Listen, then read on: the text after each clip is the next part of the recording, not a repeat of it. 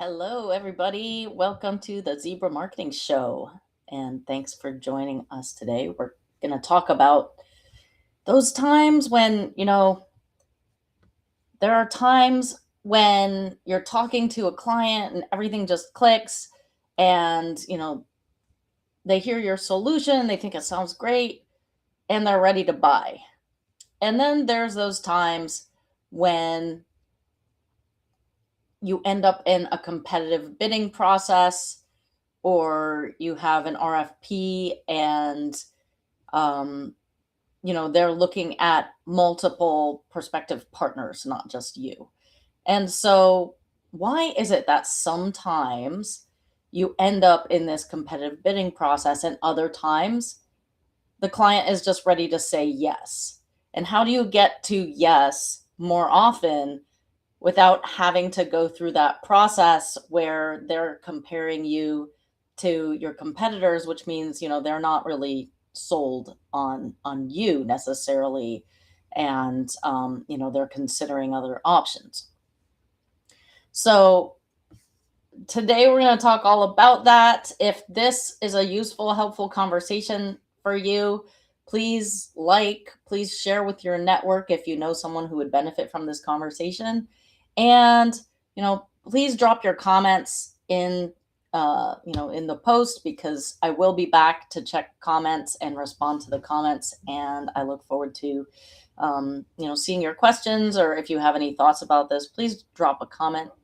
And it helps us engage better as a community, and helps us to you know be able to share this with people and help each other just think about how this affects our businesses. All right, so uh, today I'm going to be offering a complimentary um, market visibility assessment. If that is something you would like to take advantage of, we can also just hop on a call if you would like to talk about buyer psychology for your business and how to get to yes more often without having to go into competitive bids. Drop the word psychology in the chat and we will connect. All right. So my name is Laura Camrath. I am CEO of Zebra Marketing, and we help people who have technical businesses like cybersecurity, IT, tech, oil and gas. We help them, when they may have incredible solutions to bring to the market, but maybe keeping up with all this innovative new marketing and the AI stuff is not really your thing. You're focused on doing what you do best, serving your customers. We help our customers implement all these new solutions so that they can be market leaders, grow their business, and have predictable sales and hockey stick growth. So thank you for hopping in here with me today. Let's jump right in.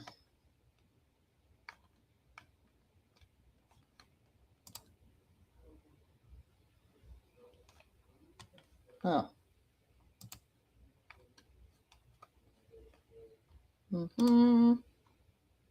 Okay.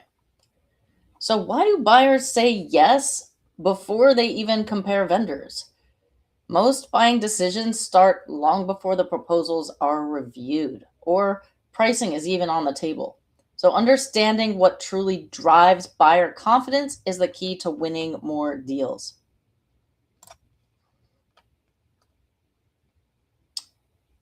Okay, what is the myth of rational buying? Most buyers believe they make decisions logically. They point to frameworks or scorecards or side by side comparisons as proof. But that story rarely captures the full picture.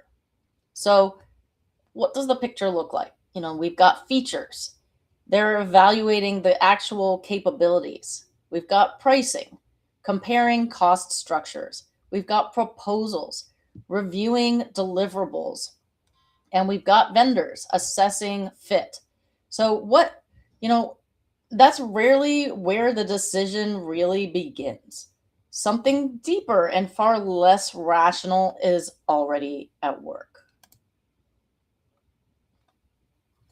Your buyers are thinking, can I trust these people? Before buyers even compare vendors, evaluate proposals, or even discuss pricing, this is the single most important question running in the background of every B2B buying decision. Everything else comes second. Before the demo, trust signals are already being formed through content, brand presence, and peer reputation. Before the proposal, buyers have already decided whether they feel comfortable with your company or wary of it. And before the contract, if trust isn't established, price and features rarely close the gap on their own. Because nobody wants to make a bad decision. Your customer's neck is on the line at their company. Most B2B purchases carry real professional risk. Buyers aren't just evaluating your product, they're evaluating what happens to their reputation if things go wrong, or conversely, if things go right. Um, they're thinking, what if this doesn't work? And a failed implementation creates operational chaos and budget overruns, which will be viewed as their fault if they made the decision. And what if I choose wrong? Switching costs are high, financially and politically. And what if this creates problems? Downstream disruption affects entire teams and leadership visibility. And then they're thinking, how will this reflect on me? Every purchase decision is also a career decision for the buyer.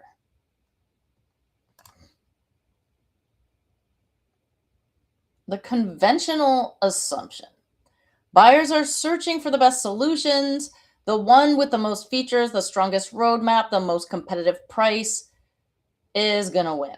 But the psychological reality is buyers are managing uncertainty. They want to feel confident in their choice before they can commit to it. The company that feels safest, not just strongest, often wins. Trust is a risk reduction strategy. So when buyers trust you, they perceive cost of being wrong. The perceived cost of being wrong drops dramatically, and that changes everything. And it's important to remember that trust comes before logic. Human beings, we are not really logical creatures. We operate on emotion a lot of times, even though, we want facts, we want information, we want to believe something's going to work.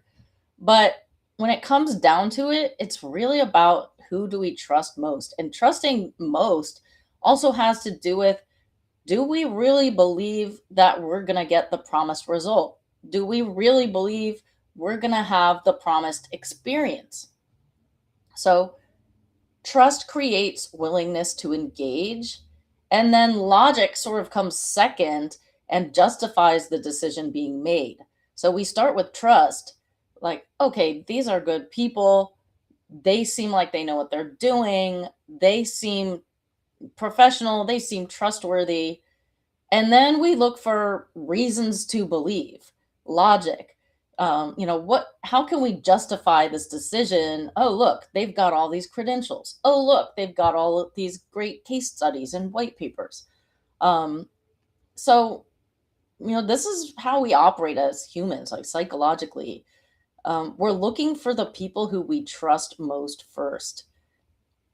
And logic helps buyers rationalize and defend a decision they've already made emotionally. Without trust as the foundation, even the most compelling facts and figures rarely land. Buyers won't engage deeply with a vendor they don't feel good about, no matter how strong the ROI case looks on paper. I talked to a company, I went to a conference yesterday, and they said that they rely mostly on referrals. Well, what is a referral? It's a sign of trust because somebody else who you trust trusted them. And that's why referrals tend to close at a higher rate because the trust that you already trust somebody who who's in your network, And if they recommend someone, then that trust that your friend has transfers to the person you're recommending. And you think, oh, they wouldn't recommend somebody if they weren't good. And so that's why, and once that referral comes in, there's oftentimes less logic work to be done because the trust level is already high because that referral came from a friend, somebody somebody you already trust. And, in your mind, you say, they wouldn't recommend someone if they weren't good because they're my friend and I trust them. So that's really how this buyer behavior stuff works is it's very much trust based, especially in a B2B environment.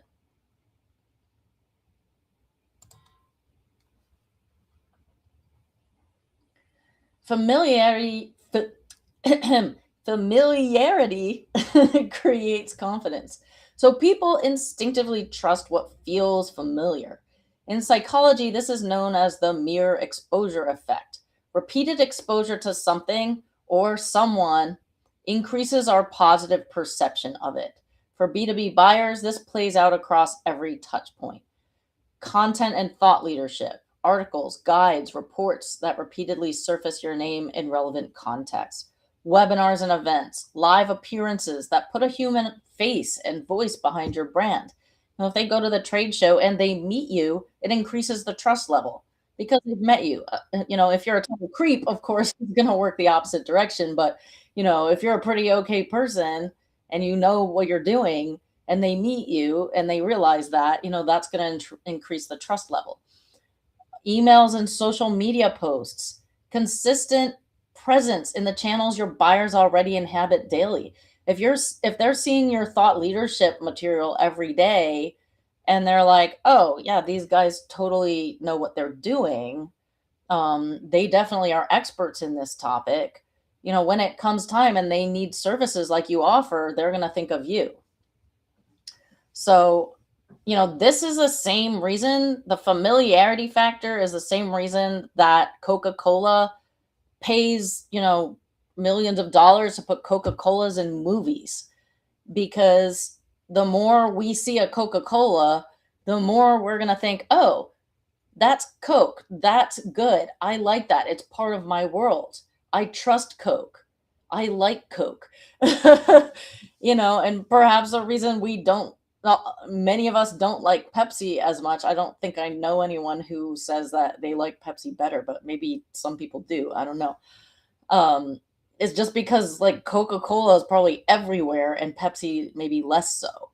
Like Coca-Cola is in the movies. Coca-Cola is on TV. It's like on billboards. So we see it everywhere. We think we like it. The same goes for you and your business. If your customers see you everywhere, they're going to think they like you better. They're going to trust you better just by nature of human nature. Familiarity creates confidence and familiarity creates trust. It brings us into the customer's world where the customer then says, oh, these guys are part of my world. They're good folks. I trust them.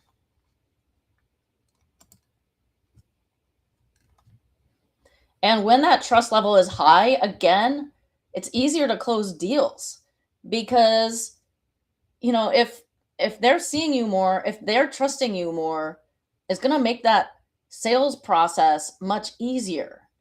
You don't have to start with explaining who you are, explaining why they should trust you, and, going through all of the history of all the reasons they need to trust you because they already trust you.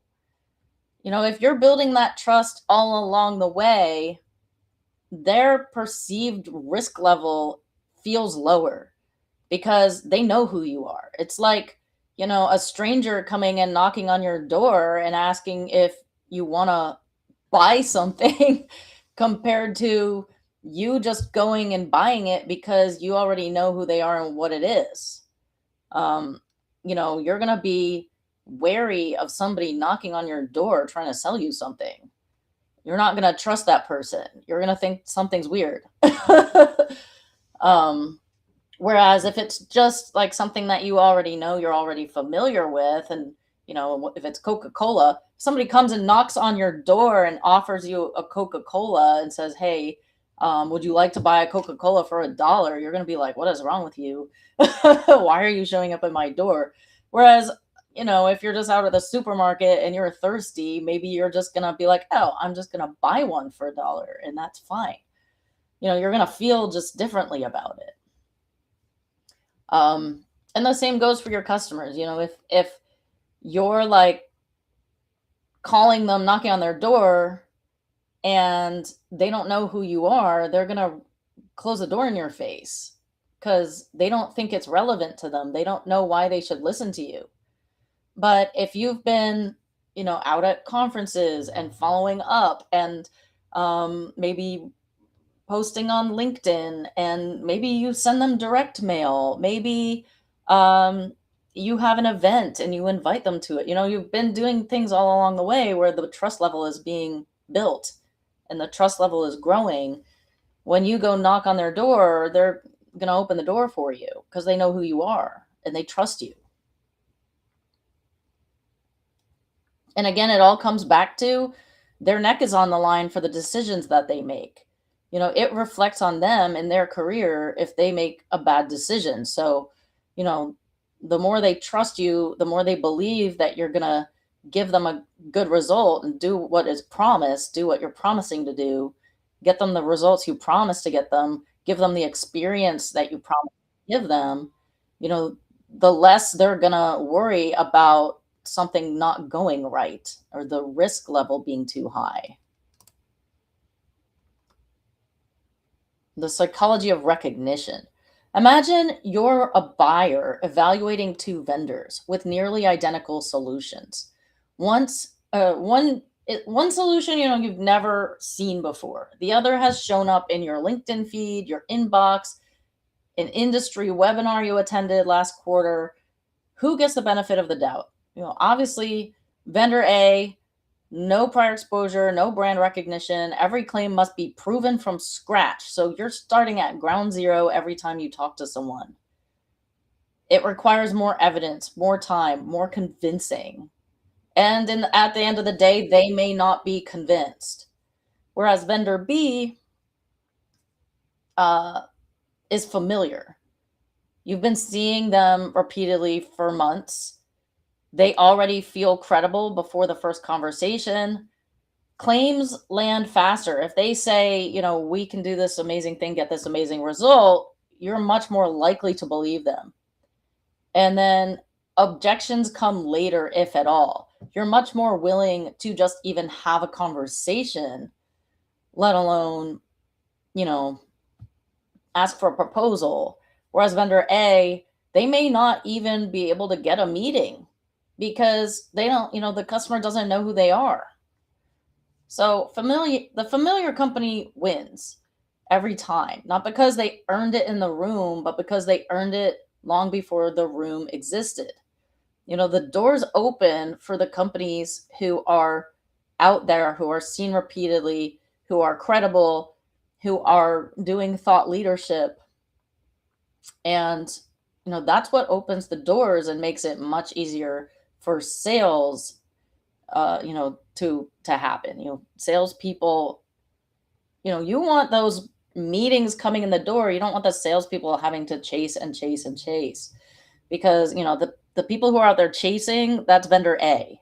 They're chasing because people are not coming to you because you're not doing those, you know, brand building things that build the trust level in your customers' minds.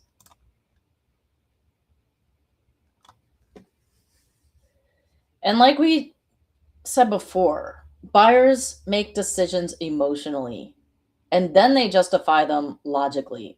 So if your marketing is focused all around, functionality and things that you do, we do this, we do this, we do this. Like I see technical companies do that all the time. Like the majority of their messaging on their website is we do this, we do this, we do this. Here's technical capability A, technical capability B.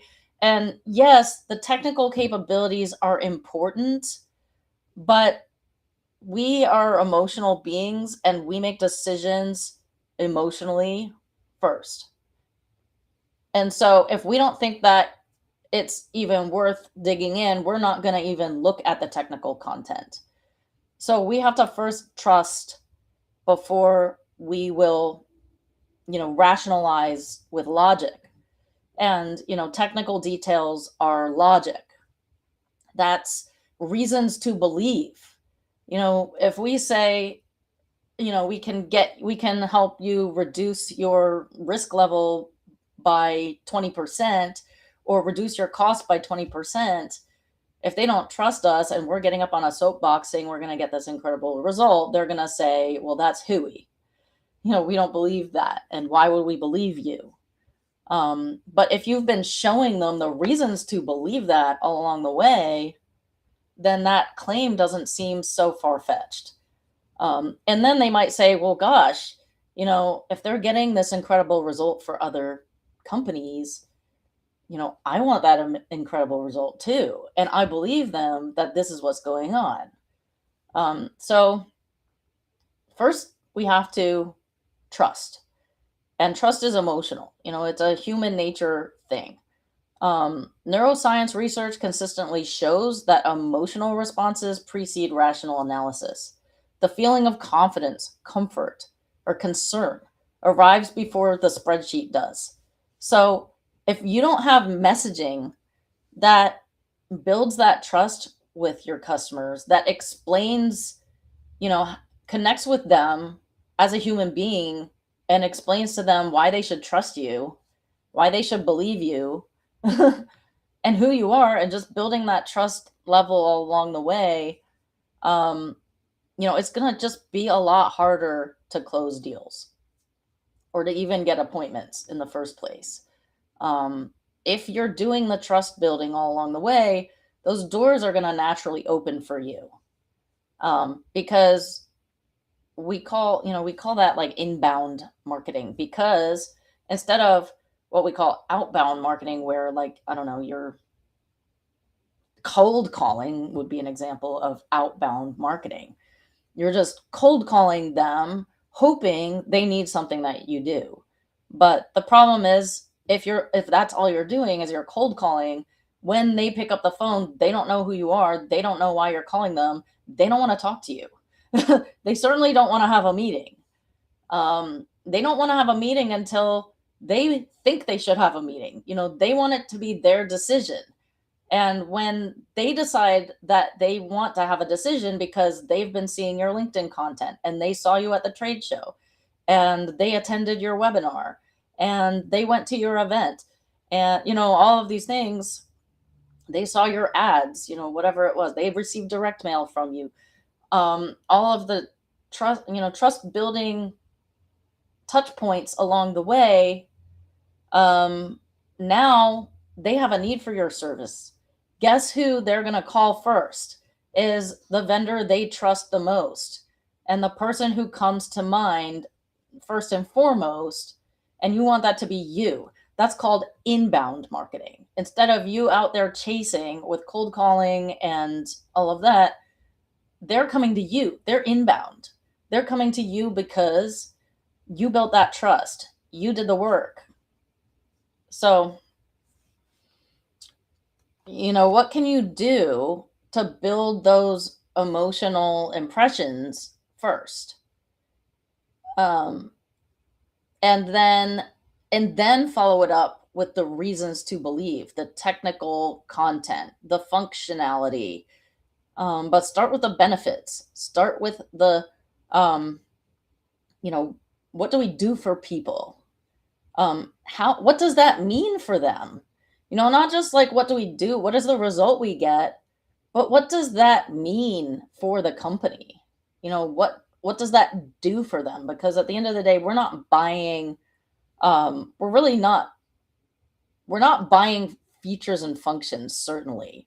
We're buying happily ever after end results. So, we're at a point A where we have some kind of problem most of the time, and we want to get to a happily ever after point B. And in between there, there's going to be a partnership. where you provide the service.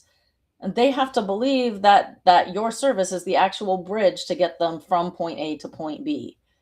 Um, but what they really want is just to be at point B, and they want to be there the fastest possible with the least annoyance and amount of effort on their part. So that's how buyers make decisions is how fast am I going to get there? How much effort do I have to put in? And, that's like people being afraid to switch because they think that it's going to be too much effort on their part. And then how much do I actually trust and believe that we're actually going to get there? So perception drives outcomes. The vendor who shapes the right emotional impression early has a structural advantage throughout the process. Confidence is a competitive advantage. Not arrogance, not aggression, quiet, consistent confidence. The kind that signals deep competence and calm authority. Just showing up with thought leadership. Buyers are drawn toward vendors who feel certain about what they do and who they serve.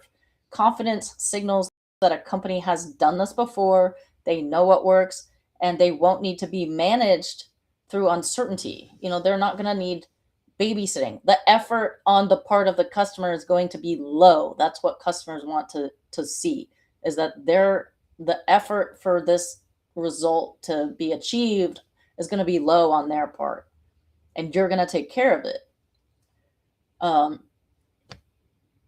Confidence versus arrogance, it's not the same thing. Confidence invites buyers in, arrogance pushes them away. We're not talking about like boasting. We're not talking about getting up on a soapbox and talking about how good you are. We're talking about showing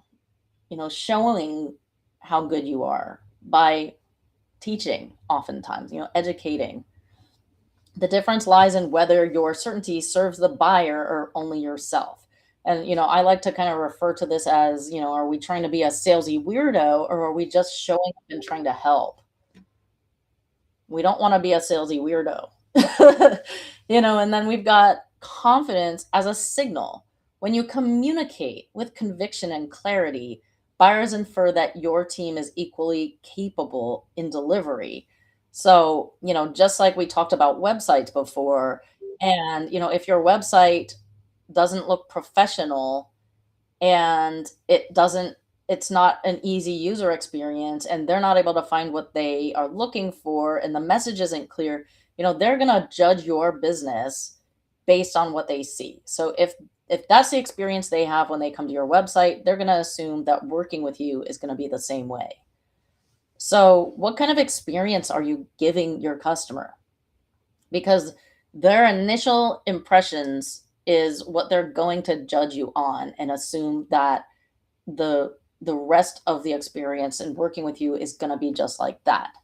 So, what are you doing to make sure that you are communicating clearly with them, that you're starting with trust signals, that communicate with them on that emotional level that triggers their desire to learn more?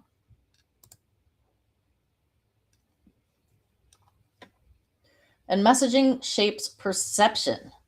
So your messaging is working on buyers long before any sales conversation begins. It sets expectations, frames your expertise, and either builds or erodes credibility, often before a single demo is scheduled.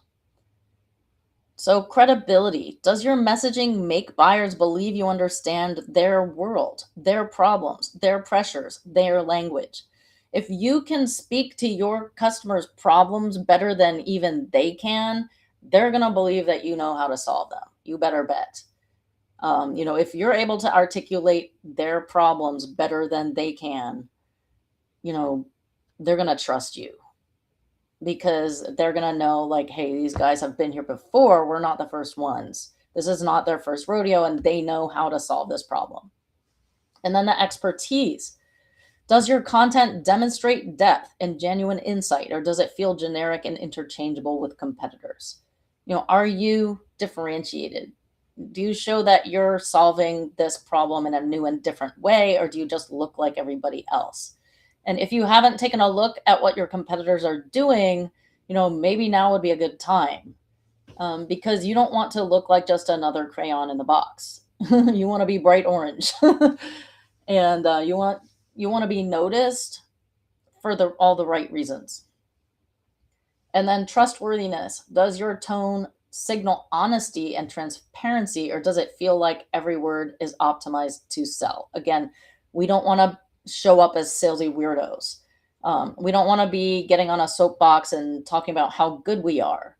We want the customer to discover for themselves how good we are and say in their mind, wow, these guys are really good, without us actually, getting up on our soapbox and saying, hey, we're really, really good.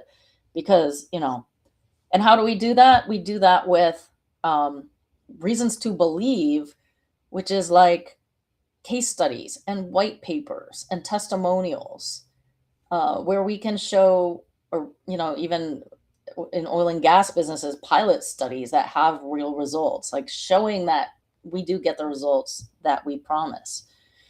And also, referrals can factor in there if other people are referring their friends saying, hey, we had a really great experience, try these guys. Um, uh, and a lot of us do get business through referrals, but are we actively asking for referrals? You can actually ask your your audience or your network, hey, do you know anyone who needs our help? And remind them that you're here, which a lot of us forget to do. But all three dimensions are being evaluated consciously and subconsciously long before pricing discussions ever begin. And oftentimes long before the customer decides if they even want to have a meeting with you.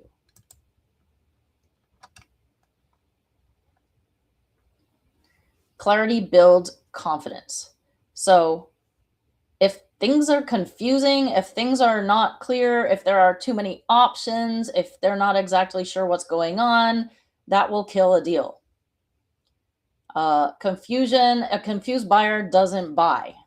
They just don't buy because they perceive too much risk. They don't understand there are too many options. And why don't they make a decision? Because the risk is too high. They don't want to make the wrong decision. If they don't understand it, if they don't know what to do, the safest thing for them is to do nothing, or go to a competitor who does this better, who makes things clear. So clarity is trustworthiness. When your message is simple, direct, and instantly understood, buyers feel confident they know what they're buying and who they're buying it from. Clarity is one of the fastest trust builders available to any go-to-market team.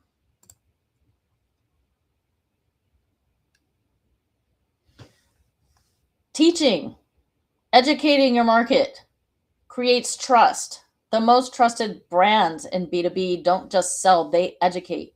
They invest in helping buyers think more clearly about their problems, about their options, and the criteria that should matter in a buying decision.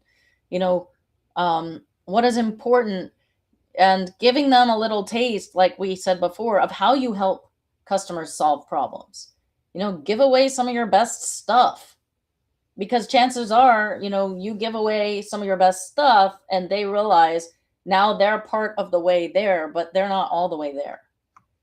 And they maybe start to realize exactly how big this problem is and how much effort is going to be required to solve it. And that maybe they don't have the expertise, or they don't have the time, or, they need help. And then they are going to reach out to you because you've been the one helping them all along. So you want to help buyers understand the problem, frame the challenge in a way that resonates. Buyers who feel understood are buyers who lean toward you, and help them evaluate their options. Guide buyers through the decision-making criteria, including ones that favor your differentiation. Help shape their decision-making process, and then help them decide with confidence. Equip buyers to make and defend their decision internally. Confidence at this stage creates loyalty before the contract is signed. The person inside the company who's making the decision, they need to be able to justify that decision and get their team on board with it, or their management on board with it. So making sure that it's possible that they have the resources they need to be able to do that.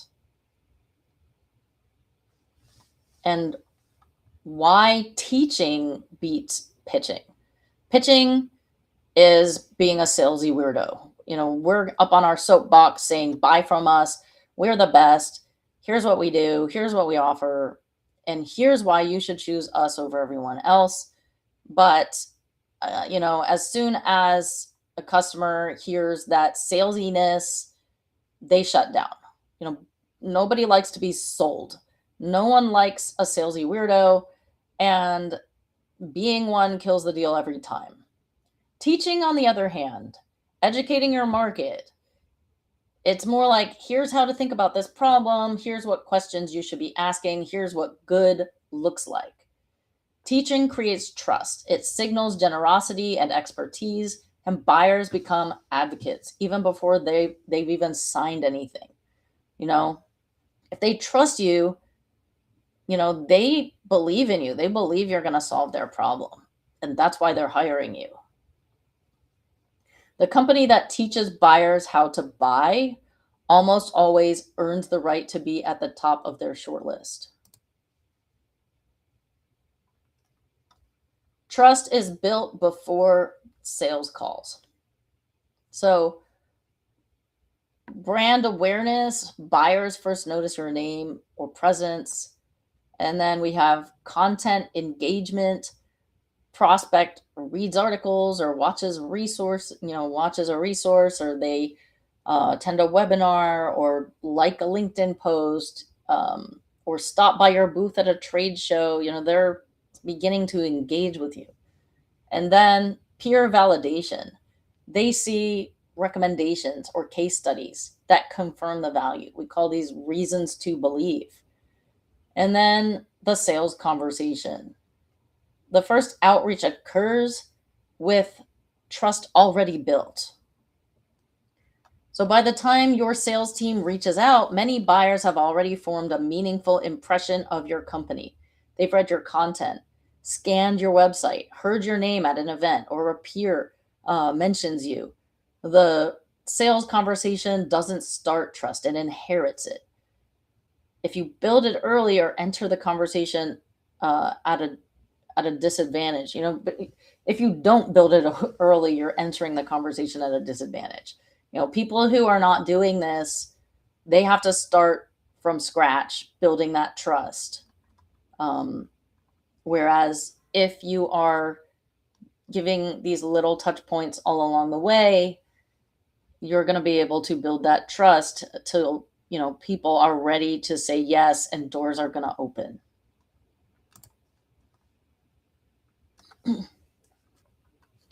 Every interaction shapes perception. Trust isn't built in a single moment. And this is why, people who are not doing these little touch points have a harder time, because they're trying to build the trust in a single moment.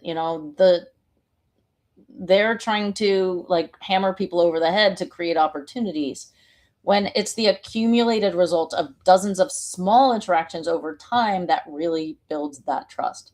Every touch point your company creates is either depositing into or withdrawing from a buyer's trust account.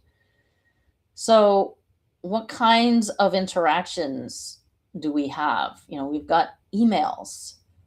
And of course, we want emails that we send to be highly relevant to them. We don't want to be sending them, if you're walking into a pet store and you're a cat owner and they're telling you all about dogs because the pet store doesn't distinguish between dog owners, cat owners, and fish owners. If you have a cat and they're talking to you about dogs, you're going to tune out. You're going to be like, well, that's not relevant to me. So keeping it relevant, making sure you're talking to them about the thing that they're interested in. And then events. being at trade shows, exhibiting at trade shows, having an client entertaining event, maybe, um, client happy hour, client appreciation, client lunch, something, um, live events. Then we've got online events. We have webinars. People don't like the word webinars anymore. It sort of turns people off. So I like to call them like an online training or online event, something like that. Or sometimes people like to do a panel where they discuss a particular topic that, draws an audience. So, drawing an audience to an event, and how are you doing that? And then website design, clarity, and ease of navigation. Can they immediately, within the first 5 to 15 seconds, understand who you are? What results do you get, and for whom? Why should they stick around and read more or take an action?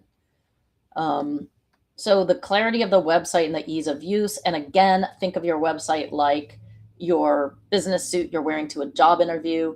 If it's raggedy and shabby and dirty, if it's not clear, they're going to judge your entire business on that. And they're going to think, well, if the website is like this, then the company must be like this too.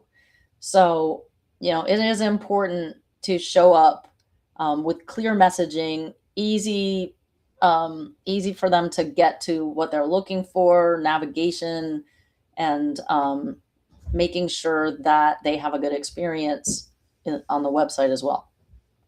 Conversations. Every human interaction you have is building the trust in your mind. Sometimes people like to give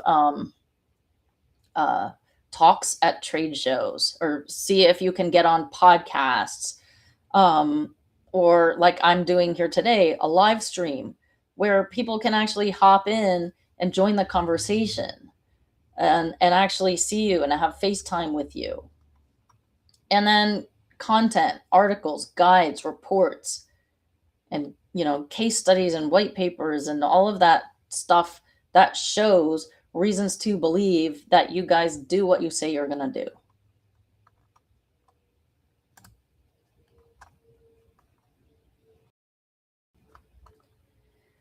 When trust exists, price becomes easier to justify.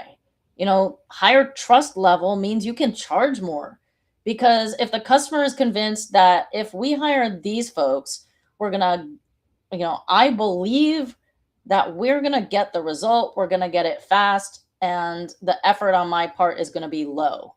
They're going to be willing to pay more for that, because guess what? Their risk level is lower as well. They don't have to worry about their neck being on the line and making the wrong decision, because they trust you, they believe you, and they will find the budget. Whereas if the trust level is low, then maybe you're competing on price. They don't really see you as different. They don't see you as better.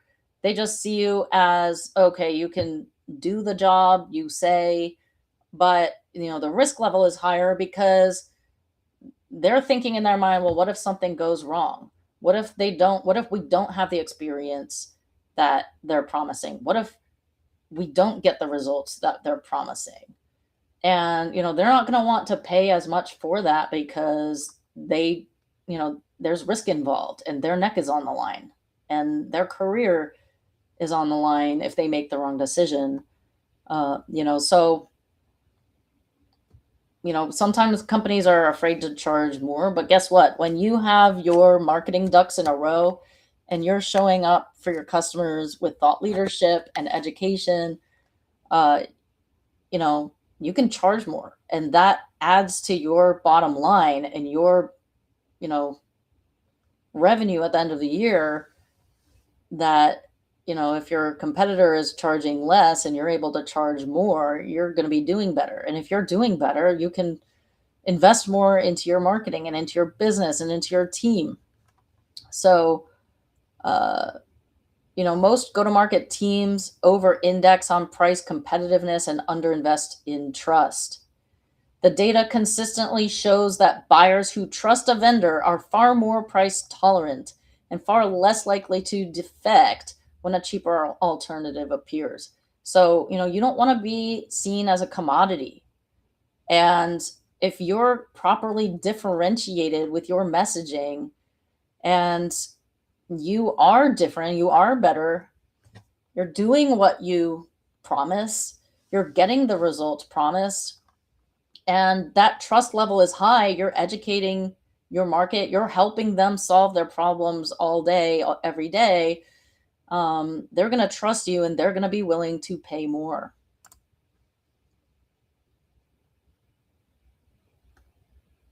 So at the end of the day, you want to be the safe choice, not the cheapest choice, not the loudest choice, not, those are not the things you want to compete on. You don't want to be like, okay, well, we're just going to charge less and that's how we're going to get the business.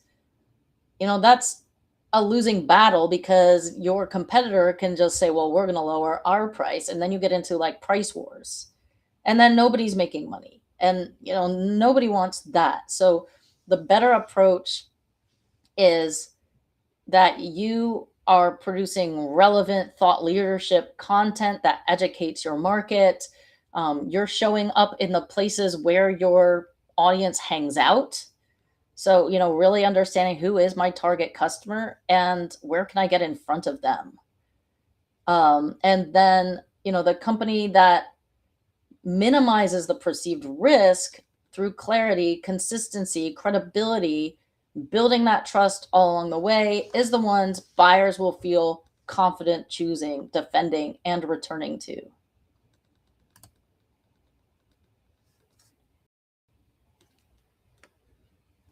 So you want to reduce competitive friction. When genuine trust exists between a buyer and a vendor, the entire sales process transforms. The mechanics of buying, the evaluations, the objections, the committee reviews don't disappear, but they become far easier to navigate. So, you can enjoy 65% shorter sales cycles. It's easier to make a sale because they already trust you. You're not starting from scratch trying to build that trust. And then you get 72% fewer objections. They're not objecting as much because they have fewer concerns about it not working out, about not getting the results. And then they spend 80% less time comparing you against other vendors because they already believe that you are better. They're not going to a competitive bid. What does a competitive bid mean? It means they really see all of these companies as pretty much the same. And they're looking for the cheapest option or they're looking for whatever. So if they already believe that you are more trustworthy, you are the better one to solve the problem, they're going to spend less time comparing you against your competitors. So the objective is that you want to build trust before you need the trust. You don't want to wait until you're like, okay, now I'm trying to, you know, get in front of this customer. Now I need to start building trust. Like, no, that trust building needs to be going on now.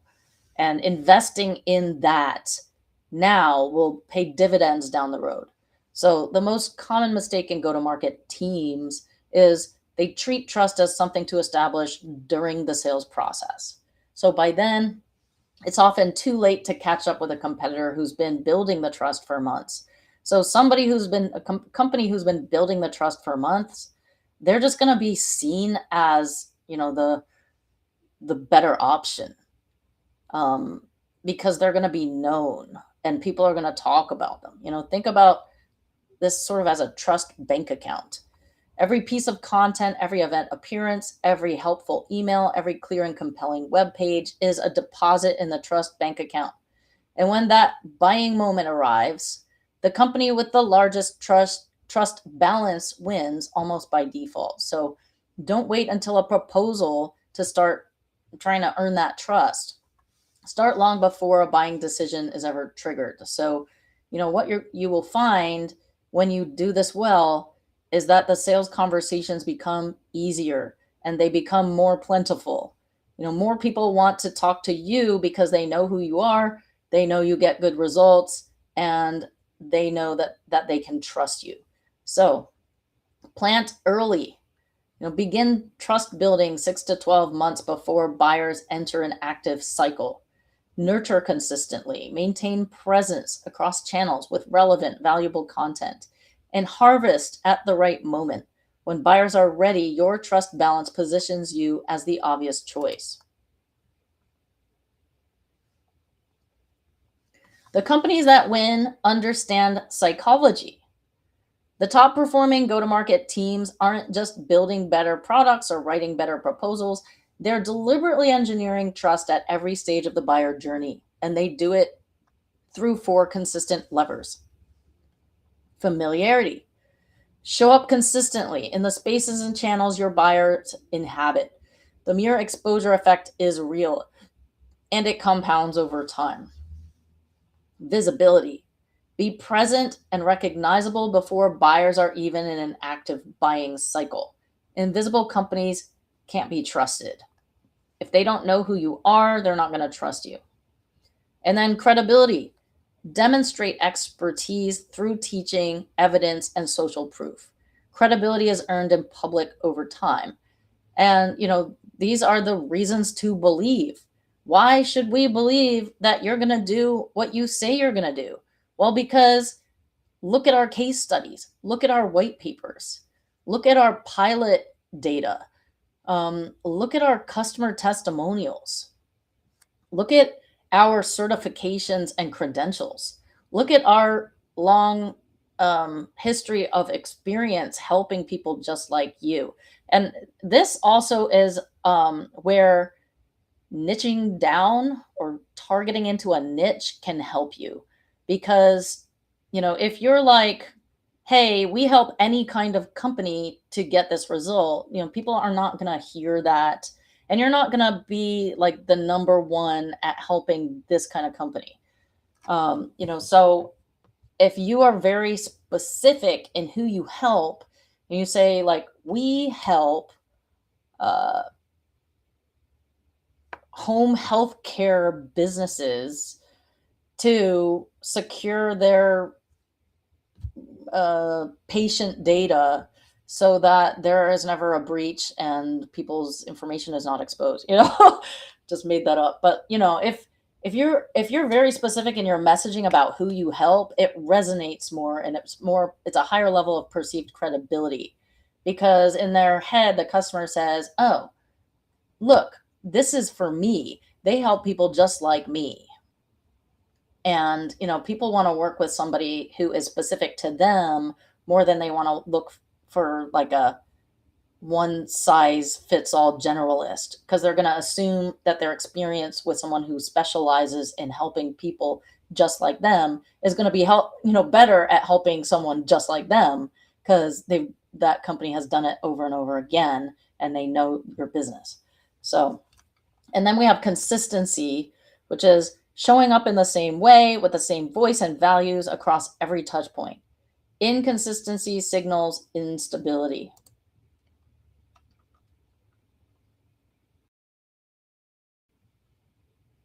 So let's take the key takeaways. So what did we learn today about B2B buying and what it means for your go-to-market strategy? Number one, confidence before comparison. Buyers seek a sense of safety and confidence before they ever open a comparison spreadsheet. And trust reduces uncertainty. The primary job of trust isn't to make you likable, it's to lower the perceived risk of choosing you. And familiarity creates comfort.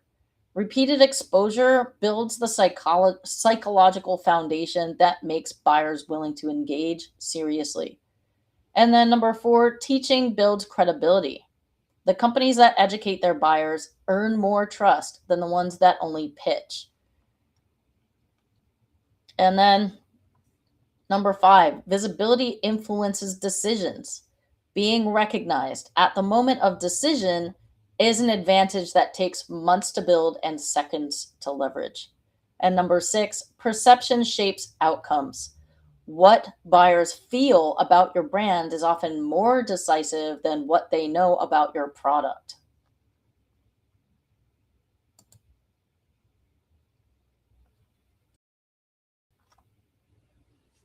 Have you ever chosen a company simply because they felt more trustworthy? They just seemed like a better company to go with.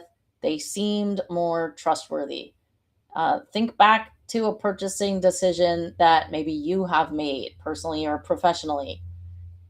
Did you compare options, or did you choose the one that felt more familiar, more credible, more trustworthy? Um, Most of us have experienced this, and maybe we haven't really thought about it before. Why did we choose them over somebody else or another company? Because, you know, it's going on sort of in the back of our minds. We're not really actively taking a look at this, but when we do sit down and take a look at this, this is really something that we can leverage as a company. And when we do this really well, you know, doors are going to open, the company is going to grow.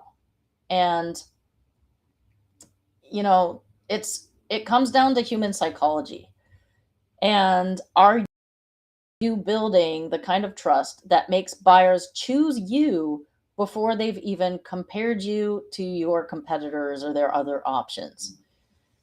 And if the answer is, I'm not really sure if we're doing this effectively, then I would love to hop on a call and take a look at, you know, what are you doing and what do you feel like is being effective? And perhaps where are the gaps? Where could you improve what you're doing so that you're able to build that trust and open those doors so that you're not trying to start from ground zero every time you start a sales conversation, or maybe you're not trying to cold call and get doors slammed in your face. That those folks are coming to you because they see the value in what you offer. If that's you and you would like to take a look at this for your company, drop the word psychology in the comments and let's hop on a quick call and talk about what you're doing well, what your goals are, and where there may be opportunity for optimization or to close some gaps. So if we hop on a call, we'll talk about the pre-intent buying signals, what behavioral cues indicate a buyer is moving towards a decision. And then trust trigger frameworks, the specific psychological levers that help to accelerate confidence and compress sales cycles. And then, how do you actually apply this to your buyer psychology and principles? How do you improve your messaging? What can you do to close those gaps, build that trust so that more doors open and you're not getting doors slammed in your face, heaven forbid. I would love to have a chat. Drop the word psychology in the comments if that's something that you would like to do. If this is something you feel like could be improved at your company. And again, my name is Laura Camrath. I'm CEO of Zebra Marketing, and we help companies implement innovative new strategies so they can grow their business and enjoy hockey stick growth and predictable sales and achieve their revenue goals. I am live here every Wednesday, and we are live at 11 a.m. CST Central Time on Wednesday mornings. And we talk about a variety of marketing topics to help you get more out of your marketing, be more effective, take advantage of some of the new AI solutions and tools that are available to help you get more out of your marketing. Would love for you to hop back in next week. And again, if this has been helpful for you, give it a like, a comment, a share it with your network. Helps us engage better as a community. If you have any questions, definitely drop them in the comments. I will be back to answer your questions. And I look forward to seeing you next week. All right. Thanks a lot.